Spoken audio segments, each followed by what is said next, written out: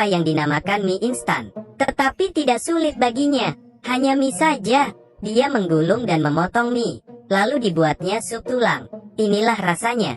Disobeknya beberapa potong daging sapi, dituangnya sup yang wangi, terakhir dihias dengan irisan cabai hijau dan merah. Semangkuk mie daging sapi yang harum sudah siap. Tetapi permaisuri melihat dan mengkritiknya. Koki sangat marah dan bingung. Sangat sulit dilayani. Dibuat lagi mie daging parut. Permaisuri bertanya apakah sudah mencoba dengan cara terbaik. Koki menjadi sangat panik. Sepertinya harus memamerkan teknik aslinya. Dengan keahlian terakhirnya dibuat semangkuk mie kuah. Akhirnya kerja kerasnya membuahkan hasil. Permaisuri mulai makan. Tetapi baru saja satu suap langsung dimuntahkannya. Permaisuri berkata tidak enak. Koki sangat stres. Dibuatnya lagi semangkuk. Permaisuri berkata tidak pedas. Ditukarnya lagi. Dikritik terlalu pedas. Koki langsung emosi dan tidak mau masak lagi. Dia berkata jika tidak puas masak sendiri saja. Permaisuri pun bersiap untuk masak sendiri. Datang ke dapur dan berkata pada Koki, saya akan memperlihatkan apa yang disebut mie instan. Bagaimana membuat mie instan di zaman kuno. Permaisuri mengambil pisau. Diputarnya pisau membuat para koki terkejut. Kemudian mulai memotong sayuran. Permaisuri berkata ini pertama kali dia memasak. Dia masih kurang pandai memasak. Tetapi detik berikutnya membuat para koki terdiam. Dari mana asal-usul permaisuri ini? Kemudian permaisuri melingkari mie ke sumpit, menunggu minyak panas dan digoreng hingga keemasan. Terakhir dia menghaluskan bumbu rahasianya, dimasukkan ke dalam saringan. Beginilah bumbu mie instan selesai dibuat. Cara ini membuat semua orang penasaran. Tetapi Koki tidak percaya. Dia merasa permaisuri hanya asal buat. Mana mungkin bumbunya enak? Dia adalah Koki terhebat. Mana mungkin kalah dengan permaisuri yang tidak pernah masak. Koki berjalan ke arah kompor. Dia mencoba sesuap kuah. Mukanya langsung berubah. Dicobanya lagi sesuap. Tangannya tiba-tiba gemetar. Rasa ini sangat enak. Aroma jamur sitek dan aroma bawang. Ditambah aroma daging yang kuat. Aromanya berpadu sempurna. Rasa ini sangat nikmat. Inikah yang dinamakan samyang? Semangkuk mie instan yang lezat akhirnya siap dimasak. Permaisuri memakannya, lalu meminum sesuap kuah.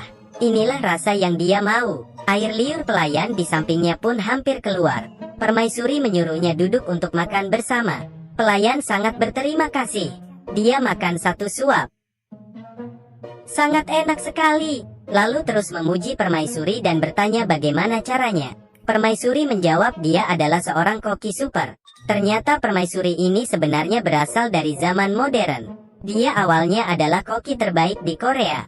Di resepsi internasional, pria itu membuat 3 menu terbaiknya. Tetapi malah ada mata kail di dalam makanan tamu. Polisi hampir tiba. Di saat penangkapan pria ini tanpa sengaja jatuh dari atas. Pria ini tanpa sengaja jatuh dari atas gedung. Saat proses jatuh, masih bisa melambat dan melihat wanita. Untung saja di bawah adalah kolam renang. Saat kepalanya terkena dasar kolam, dia pun mengapung. Dalam keadaan samar-samar dia melihat seorang wanita berenang mendekat. Wanita itu tidak berbicara apapun langsung memberi nafas buatan. Pria ini merasa sangat beruntung dicium oleh wanita. Tetapi saat dia sadar kembali, dia berada di sebuah kamar. Apakah dia diselamatkan oleh wanita itu? Tetapi dia merasa aneh kenapa lengannya menjadi kecil. Di manakah otot besarnya? Apa-apaan ini? Kenapa bisa otot dada berubah menjadi gumpalan lemak? Tangan dan kakinya juga berbeda. Dia segera berlari ke depan cermin. Kenapa menjadi wanita? Pria ini tidak percaya dengan apa yang dilihatnya. Dia mengira orang di depan cermin mengikutinya. Apakah ini adalah mimpi? Di saat ini seorang pelayan masuk, memanggilnya permaisuri, dan berkata untung saja sudah sadar kembali. Pria ini sangat terkejut, tetapi detik berikutnya, pelayan itu langsung mengulurkan tangannya, mendekatinya di dalam pelukan. Pria itu pun terdiam, dan merasa inilah yang dia mau. Tiba-tiba cairan dimasukkan ke dalam mulutnya. Ternyata bau obat. Baunya sangat nyata. Pria ini mulai curiga bahwa ini bukanlah mimpi. Dia ingin memeriksa apa yang terjadi. Tetapi baru saja pintu dibuka dia terkejut karena banyak orang menyembahnya. Dia tidak pernah mengalami hal ini, lalu melarikan diri. Tetapi sekelompok orang mengejar dari belakang. Saat berlari keluar dia melihat bangunan kuno. Pria ini merasa ini semua bukanlah mimpi. Dan tiba-tiba dia teringat sesuatu. Sepertinya sesuatu hilang. Dia berteriak, kenapa menghilang? Pelayan bertanya apa yang dicarinya, dan akan membantunya. Pria ini terkejut dan menyuruh mereka jangan mendekat. Dia duduk memikirkan bagaimana untuk meneruskan keturunan kelak. Di saat ini akhirnya dia sadar bahwa dirinya masuk ke dunia lain. Pelayan memberitahunya bahwa dia adalah calon permaisuri. Tidak tahu apa yang terjadi, dia mengapung di danau. Untung saja dilihat penjaga dan diselamatkan. Pria ini akhirnya teringat wanita yang menciumnya saat dia tenggelam. Inilah rupa wanita itu. Tubuh mereka bertukaran saat di dalam air. Apakah dia akan kembali jika melompat ke danau lagi?